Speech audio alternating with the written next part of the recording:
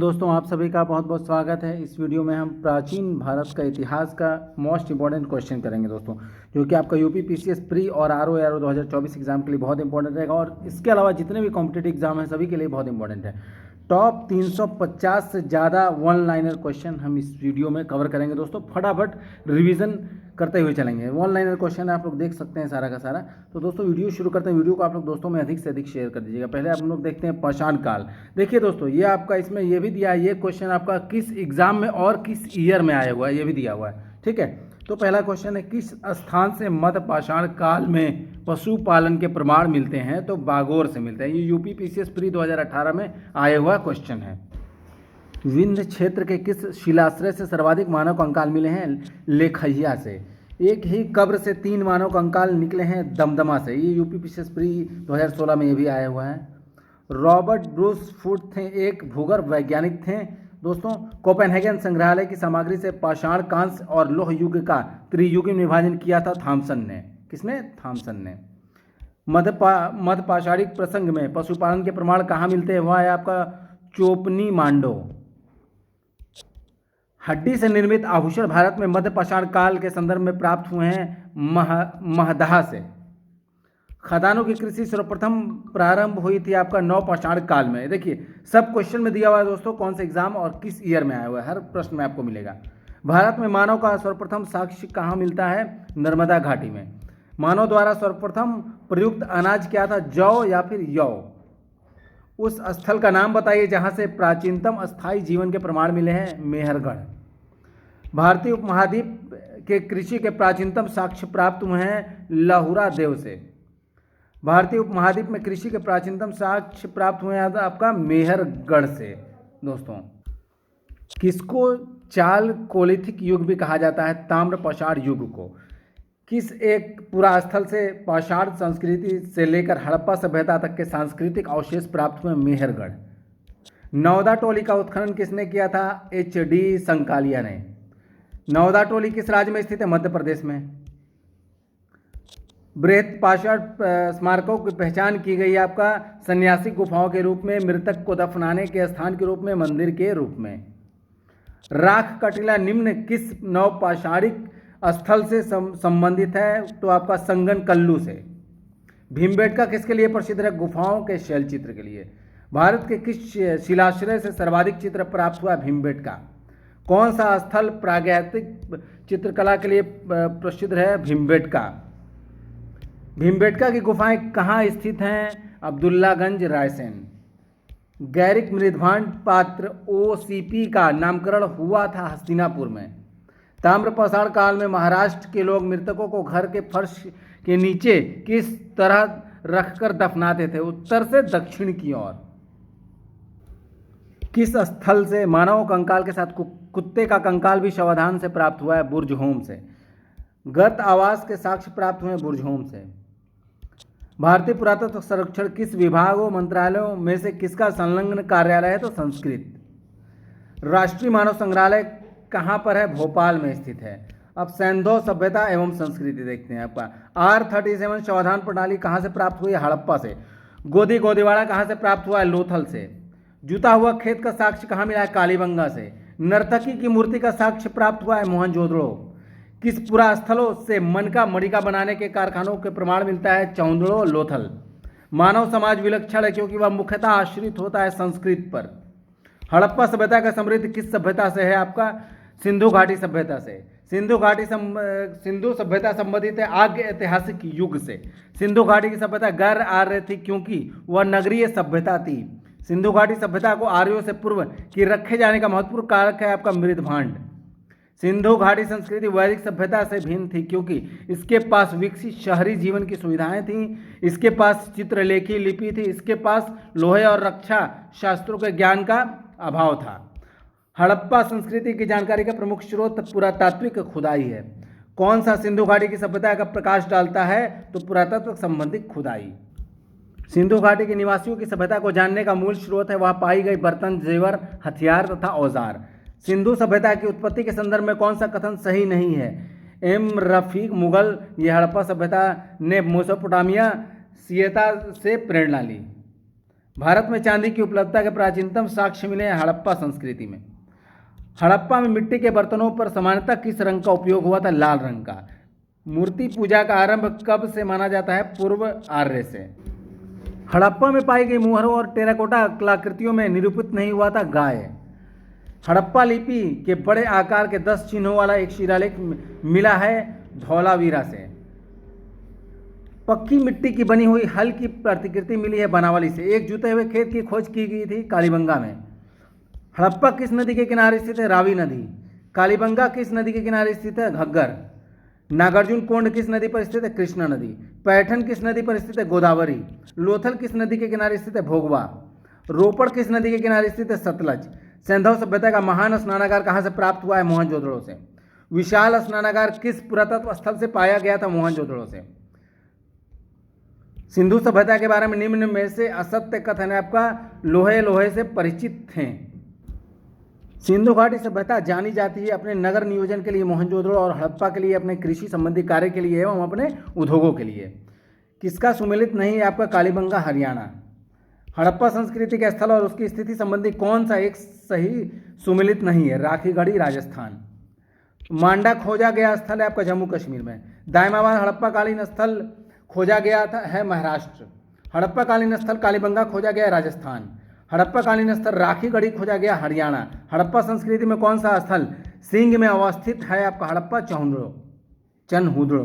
चन्हुदड़ो के उत्खनन का निर्देशन किया था आपका J.H. मैकी ने। सिंधु घाटी सभ्यता का कौन सा स्थान अब पाकिस्तान में? हड़प्पा। रंगपुर जहां हड़प्पा की समकालीन सभ्यता थी वह है आपका सौराष्ट्र में। दधेरी एक परवर्ती हड़प्पीय पुरा स्थल है पंजाब का। सिंधु सभ्यता का कौन सा स्थान भारत में स्थित है? लोथल। वह हड़प्पीय नगर जिनका प्रतिनिधित्व लोथल का पुरातत्व स्थल करता है किस नदी पर स्थित है? भोगवा। हड़प्पा सभ्यता स्थल लोथल कहाँ स्थित है? गुजरात में है। सिंधु घाटी सभ्यता का पतन नगर लोथल है। कौन सा एक हड़प्पा का बंदरगाह है? लोथल। कौन सा सिंधु घाटी की सभ्यता से संबंधित स्थल नहीं है? तो पाटलिपुत्र। भारत का सबसे बड़ा हड़प्पा पुरा स्थल राखीगढ़ी है। स्थापित सिंधु घाटी सभ्यता जिन नदियों के तट पर बसी थी वो है आपका सिंधु, चेनाब, झेलम। सिंधु घाटी के लोग विश्वास करते थे मृत शक्ति में। सिंधु घाटी के लोग पूजा करते थे पशुपति की। मोहनजोदड़ो की हड़प्पा की पुरातत्व खुदाई के प्रभारी कौन थे? Sir John Marshall. सिंधु घाटी सभ्यता की खोज निकालने में जिन 2 भारतीयों का नाम जुड़ा है वो है आपका राखलदास बनर्जी तथा दयाराम साहनी। कौन से सुमेलित नहीं है? धौलावीरा के वीके थापड़। हड़प्पा का उत्खनन करने वाला प्रथम पुरातत्वविद जो इसके महत्व को नहीं समझ पाया था M.A. कर्निघम। कौन हड़प्पा और मोहनजोदड़ो के उत्खनन से संबंधित नहीं थे? तो B.A. स्मिथ। सिंधु सभ्यता की विकसित अवस्था किस स्थल से घरों में कुओं के अवशेष मिले हैं? मोहनजोदड़ो। मोहनजोदड़ो कहाँ पर स्थित है? पाकिस्तान के सिंध प्रांत में। भारत में आने का सही कालानुक्रम क्या है आपका? नगर संस्कृति, फिर लोहे का हल, फिर आहत मुद्रा, चांदी के सिक्के, फिर सोने के सिक्के। सर्वप्रथम मानव के निम्न धातु का उपयोग किया? तांबा का। हाथी दांत का पैमाना हड़प्पी संदर्भ में मिला है लोथल में। हड़प्पा कालीन स्थलों में अभी तक किस धातु की प्राप्ति नहीं हुई है? लोहा की। कौन सा स्थल घग्गर और उसकी सहायक नदियों की घाटी में स्थित है? बनावली। दिए गए कूट सही है आपका ये। मोहनजोदड़ो, हड़प्पा, रोपड़ और कालीबंगा सिंधु घाटी सभ्यता के प्रमुख स्थल है। हड़प्पा के लोगों ने सड़कों तथा नालियों के जाल के साथ नियोजित शहरों का विकास किया। ये आपका सही कथन है। हड़प्पा संस्कृति के संदर्भ में शैलकृत स्थापत्य के प्रमाण कहाँ मिलते हैं? धौलावीरा। धौलावीरा किस राज्य में स्थित है? वह है गुजरात। कौन सा हड़प्पी नगर 3 भागों में विभक्त है? धौलावीरा। एक उन्नत जल प्रबंधन व्यवस्था का साक्ष्य प्राप्त हुआ धौलावीरा से। हड़प्पा स्थल सनौली के अभी हाल के खननों से प्राप्त किया हुआ मानव समाधान। वस्त्रों के लिए कपास की खेती का आरंभ सबसे पहले किया था भारत में। सिंधु घाटी सभ्यता के संदर्भ में निम्न कथन सही है। यह मुख्यतः लैंगिक सभ्यता थी तथा उसमें धार्मिक तत्व यद्यपि उपस्थित था, वर्चस्वशाली नहीं था। उस काल में भारत में कपास के वस्त्र बनाए जाते थे। कौन से लक्षण सिंधु सभ्यता के लोगों का सही चित्रण करते हैं? वे देवियों और देवताओं दोनों की पूजा करते थे। किस एक स्थान पर सिंधु घाटी सभ्यता के समृद्ध विख्यात विशर्व मृदा प्राप्त हुई है? मोहनजोदड़ो। मुद्रा प्राप्त हुई, मृदा सॉरी। किस पशु का अंकन हड़प्पा संस्कृति के मोहरों पर नहीं मिलता? घोड़ा का। किस पशु के अवशेष सिंधु घाटी सभ्यता से प्राप्त नहीं हुए? शेर के। मृड पट्टिका पर उत्कीर्ण सिंहयुक्त देवता की कृति प्राप्त हुई है कालीबंगा से। कौन सी सभ्यता नील नदी के तट पर पनपी है मिस्र की सभ्यता। लेखन कला की उचित प्रणाली विकसित करने वाली सर्वप्रथम प्राचीन सभ्यता थी सुमेरिया। अब वैदिक काल देखते हैं, वैदिक काल के बारे में। वैदिक देवता इंद्र के विषय में सही है आपका ये, वे झंझावत एवं वर्षा के देवता थे। ऋग्वेद के कई परिच्छेदों में प्रयुक्त अधन्य शब्द संदर्भित है गाय के लिए। ऋग्वेद में किन नदियों का उल्लेख अफगानिस्तान के साथ आर्यों के निकट संबंध का परिचायक है? तो कुंभा, क्रुमु या फिर गोमती गोमन। कौन उपनिषदों में उल्लेखित पंचाल का दार्शनिक नरेश था? प्रवाहर जावली। 14वीं सदी के ईसा पूर्व में एक अभिलेख जिनमें वैदिक देवताओं का वर्णन प्राप्त हुआ है बोगज कोई से। आर्य शब्द इंगित करता है आपका श्रेष्ठ वंश को। क्लासिकी संस्कृति में आर्य शब्द का अर्थ क्या है? एक उत्तम व्यक्ति। सबसे पुराना वेद कौन सा है? ऋग्वेद। ऋषि नाम है आपका 3 वेदों का। किस वैदिक ग्रंथ में वर्ण शब्द का सर्वप्रथम नामोल्लेख मिलता है? ऋग्वेद में। वर्ण व्यवस्था से संबंधित पुरुष सूक्त मूलतः पाया जाता है मनुस्मृति। अथर्ववेद में किसका उल्लेख मिलता है? औषधियों से संबंधित। ऋग्वेद में किसका वर्णन मिलता है? ईश्वर महिमा। यजुर्वेद में किसका वर्णन किया गया है? बलिदान विधि। सामवेद में वर्णन किया गया है संगीत का। ऋग्वेद में वर्णन किया गया है श्रोत एवं प्रार्थनाएं। यजुर्वेद में वर्णन किया गया है श्रोत एवं कर्मकांड। सामवेद में वर्णन किया गया है संगीतमय श्रोत। अथर्ववेद में वर्णन किया गया है तंत्र मंत्र एवं वशीकरण। किस वेद में जादुई माया और वशीकरण का वर्णन है? अथर्ववेद में। ऋग्वेद में कितनी ऋचाएं हैं? 1028। बहुत इंपॉर्टेंट है ये। ऋग्वेद का ब्राह्मण ग्रंथ है ऐत्रेय। सामवेद संबंधित है पंचवीरा से। अथर्ववेद का ब्राह्मण ग्रंथ है गोपत। यजुर्वेद का ब्राह्मण ग्रंथ शतपथ। गोपत ब्राह्मण संबंधित अथर्ववेद से। ऋग्वेद का कौन सा मंडल पूर्णतः सोम को समर्पित है? 9वां मंडल। ऋग्वेद संहिता का 9वां मंडल पूर्णतः किसको समर्पित है? सोम और इस पेय पर नामांकित देवता। यज्ञ संबंधी विधि विधानों का पता चलता है यजुर्वेद में। यजुर्वेद से किसका संकलन ऋग्वेद पर आधारित है? तो सामवेद। भारत के किस स्थल की खुदाई से लौह धातु के प्रचलन के प्राचीनतम प्रमाण मिलते हैं? अतरंजी खेड़ा। उपनिषद पुस्तकें हैं आपका दर्शन पर। उपनिषदों का मुख्य विषय क्या है? दर्शन। किस एक वैदिक साहित्य में मोक्ष की चर्चा मिलती है? उपनिषद में। अध्यात्म ज्ञान के विषय में नचिकेता और यम का संवाद किस उपनिषद में प्राप्त होता है? कंठोपनिषद में। नचिकेता आख्यान का उल्लेख मिलता है कठोपनिषद में। उपनिषद काल के राजा अश्वपति शासक थे कैकेयी के। वैदिक साहित्य का सही क्रम इस प्रकार है: वैदिक संहिताएं, फिर ब्राह्मण, आरण्यक, फिर उपनिषद। आरंभिक वैदिक साहित्य में सर्वाधिक वर्णित नदी सिंधु। वैदिक नदी अस्किनी की पहचान किस नदी के साथ की जाती है? चेनाब। वैदिक नदी कुंभा का स्थल कहाँ निर्धारित होना चाहिए? अफगानिस्तान में। कुंभा नदी का आधुनिक नाम क्या है? काबुल। पुरुषनी नदी का आधुनिक नाम क्या है? रावी।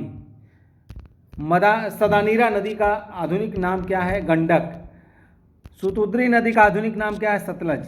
कौन सी प्रथा चतुष्टीय वेदोत्तर काल में प्रचलित हुई? वेदोत्तर काल में प्रचलित हुई तो ब्राह्मण, क्षत्रिय, वैश्य, शूद्र। धर्म तथा नृत्य भारत की प्राचीन वैदिक सभ्यता के एक केंद्रीय विचार को चित्रित करते हैं। इस संदर्भ में कथन इस प्रकार है। कथन है आपका: धर्म व्यक्ति के दायित्वों एवं स्वयं तथा दूसरों के प्रति व्यक्तिगत कर्तव्यों की संकल्पना था। नृत्य मूलभूत नैतिक विधान था जो सृष्टि और उसमें अंतर्निहित सारे तत्वों के क्रियाकलापों को संचालित करता था। वैदिक देवताओं में किसे उनका पुरोहित माना जाता था? बृहस्पति को। कौन सी एक व्राव्यवादिनी थी जिसने कुछ वेद मंत्री की रचना की थी? लोपामुद्रा। ऋग्वैदिक काल में निष्क शब्द का प्रयोग एक आभूषण के लिए होता था, किंतु परवर्ती काल में उसका प्रयोग इस अर्थ में हुआ आपका सिक्का। ऋग्वैदिक काल में निष्क किस अंग का आभूषण था? गला का। प्राचीन काल में निष्क से जाने जाते थे स्वर्ण आभूषण।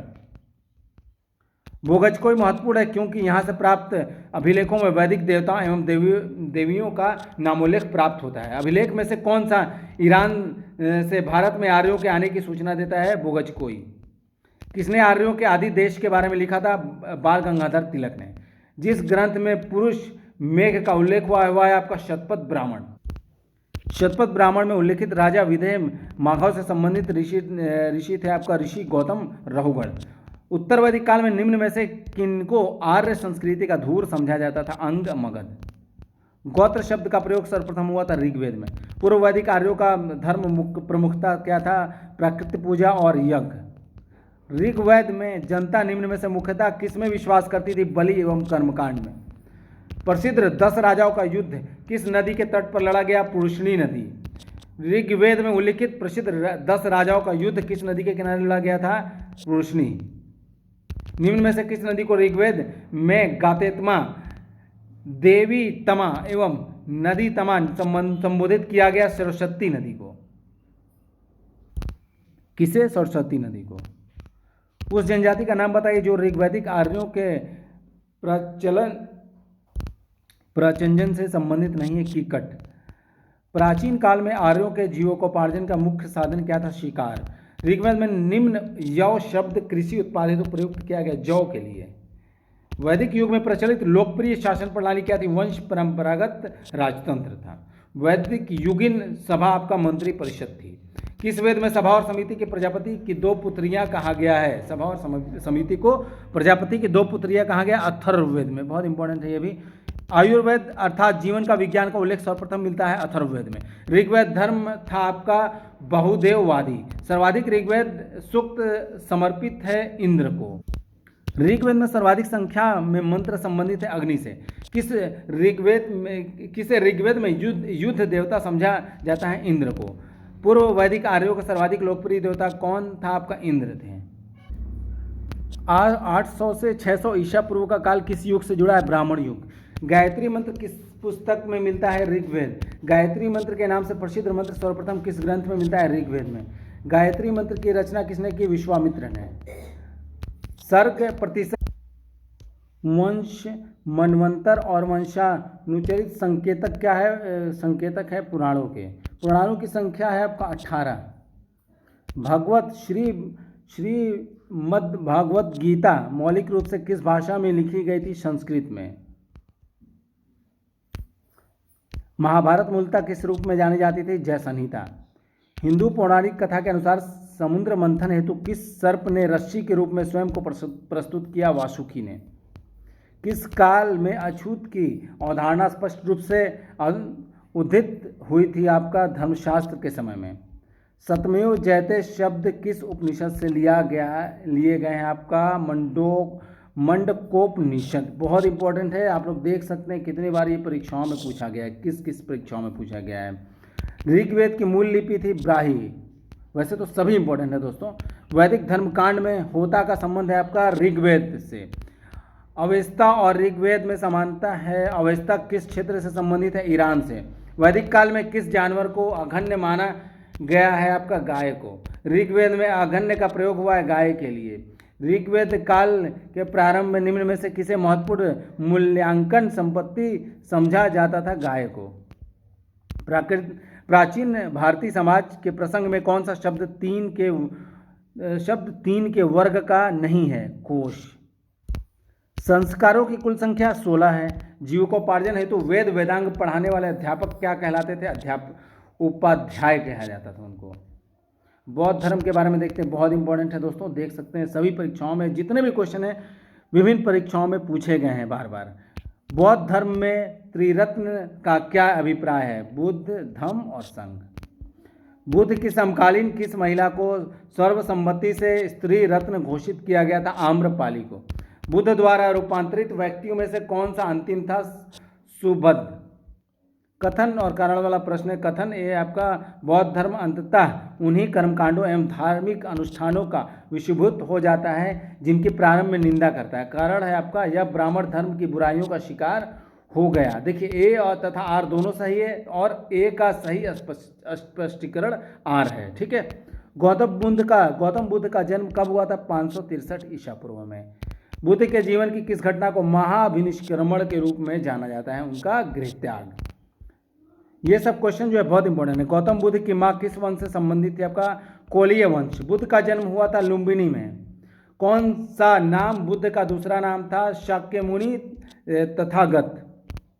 किस राजवंश के अभिलेख से इस परंपरा का समर्थन होता है कि लुम्बिनी शाक्यमुनि बुद्ध का जन्म स्थान था? मौर्य। कौन सा एक अशोक का शिलालेख इस परंपरा की पुष्टि करता है कि गौतम बुद्ध का जन्म लुम्बिनी में हुआ था? तो रुमनदेई स्तंभ अभिलेख। किस राजा के एक अभिलेख से सूचना मिलती है कि शाक्य मुनि बुद्ध का जन्म लुम्बिनी में हुआ था? तो अशोक। महात्मा बुद्ध का महापरिनिर्वाण कहाँ हुआ? तो कुशीनगर में। बहुत इंपॉर्टेंट है, देख सकते हैं कितने बार प्रतियोगी परीक्षाओं में ये प्रश्न पूछा गया है। गौतम बुद्ध का महापरिनिर्वाण जिस राज्य में हुआ था वह है आपका मल्ल। किन राज्यों का संबंध गौतम बुद्ध के जीवन से था? कौशल, मगध। गौतम बुद्ध द्वारा अपने धर्म में दीक्षित किया जाने वाला अंतिम व्यक्ति कौन था? सुभद। बुद्ध ने अपने जीवन की अंतिम वर्षा ऋतु कहाँ बिताई थी? वैशाली में। कौन सा एक बौद्ध मत में निर्वाण की अवधारणा की सर्वश्रेष्ठ व्याख्या करता है? तृष्णा रूपी अग्नि का शमन। अलार कलाम कौन थे? बुद्ध के एक गुरु थे। महात्मा बुद्ध ने अपना पहला धर्म चक्र प्रवर्तन किस स्थान पर दिया था? सारनाथ में। बहुत इंपॉर्टेंट दोस्तों, बुद्ध ने अपना पहला उपदेश कहाँ दिया था? सारनाथ में। सारनाथ में अपना प्रथम प्रवचन किसने दिया? महात्मा बुद्ध ने। ग्रंथों में उल्लेखित धर्म चक्र प्रवर्तन क्या है आपका? सारनाथ में दिया गया उनका प्रथम उपदेश है। धर्म चक्र प्रवर्तन किया गया था आपका सारनाथ में। बुद्ध ने सर्वाधिक उपदेश दिए थे श्रावस्ती में। बहुत इंपॉर्टेंट ये भी। बुद्ध कौशंबी किसके राज्यकाल में आए थे? उदयन के। बुद्ध की मृत्यु के पश्चात प्रथम बौद्ध संगीति की अध्यक्षता की थी आपका महाकश्यप द्वारा। प्रथम बौद्ध परिषद का संचालन निम्न में से किस एक ने किया था? महाकश्यप ने। शपपर्णी गुफा स्थित है राजगृह में। कश्मीर में कनिष्क के शासनकाल में जो बौद्ध संगीति आयोजित हुई थी उसकी अध्यक्षता किसने की थी? तो वसुमित्र ने। बौद्ध धर्म की महायान शाखा औपचारिक रूप से किसके शासनकाल में प्रकट हुई? कनिष्क के। कनिष्क के शासनकाल में बौद्ध सभा किस नगर में आयोजित की गई थी? कश्मीर में। किस शासन के काल में चतुर्थ बौद्ध संगीति का आयोजन कश्मीर में हुआ था? कनिष्क के शासनकाल में। चतुर्थ बौद्ध संगीति परिषद हुई थी आपका कनिष्क के शासनकाल में। देखिए क्वेश्चन घुमा घुमा के किस तरीके से पूछता है, ठीक है। 4 स्थानों में हुई बौद्ध संगीतियों का सही कालक्रम किस प्रकार है? राजगृह, वैशाली, पाटलिपुत्र, कुंडलवन। याद रखिएगा कालानुक्रम, बहुत इंपॉर्टेंट है, कई बार पूछा गया एग्जाम में। द्वितीय बौद्ध संगीति का आयोजन कहाँ हुआ था? वैशाली में। तृतीय बौद्ध सभा किस स्थान पर बुलाई गई थी? पाटलिपुत्र में। प्रथम बौद्ध संगीति का आयोजन हुआ था अजात शत्रु के शासनकाल में। बौद्ध संगीति बहुत इंपॉर्टेंट है, कहाँ हुई थी? याद रखिएगा इसको, किस शासनकाल में हुई थी? किसके शासनकाल में? किस नगर में प्रथम बौद्ध सभा आयोजित की गई थी? राजगीर में। किस शासन ने द्वितीय बौद्ध सभा का आयोजन किया था? कालाशोक ने। जन्म कहाँ हुआ था आपका? लुम्बिनी में। ज्ञान प्राप्ति कहाँ हुई थी बुद्ध की? आपका बोधगया में। प्रथम प्रवचन कहाँ दिया था? सारनाथ में। निधन कहाँ हुआ था? कुशीनगर में। भारतीय कला में बुद्ध के जीवन की किस घटना का चित्रण मृग सहित चक्र द्वारा हुआ है? प्रथम उपदेश का। करमापा लामा तिब्बत के बुद्ध संप्रदाय के किस वर्ग के हैं? आपका कंगयूपा। बोध गया में महाबोधि मंदिर बनाया गया जहां आपका गौतम बुद्ध को ज्ञान प्राप्त हुआ। महात्मा बुद्ध के संबंध में कौन सा कथन सही है? उनका जन्म कपिलवस्तु में हुआ था, उन्होंने बोधगया में ज्ञान प्राप्त किया, तो उन्होंने वैदिक धर्म को अस्वीकार किया, तो उन्होंने आर्य सत्य का प्रचार किया था। गौतम बुद्ध ने अपनी मृत्यु के उपरांत बौद्ध संघ के नेतृत्व के लिए किसे नामित किया था? अपने उपदेशों, धर्म एवं विनय को ही मार्गदर्शक बताया था। अष्टांग मार्ग की संकल्पना अंग है किसका? धर्म चक्र प्रवर्तन सूक्त की विषय वस्तु का।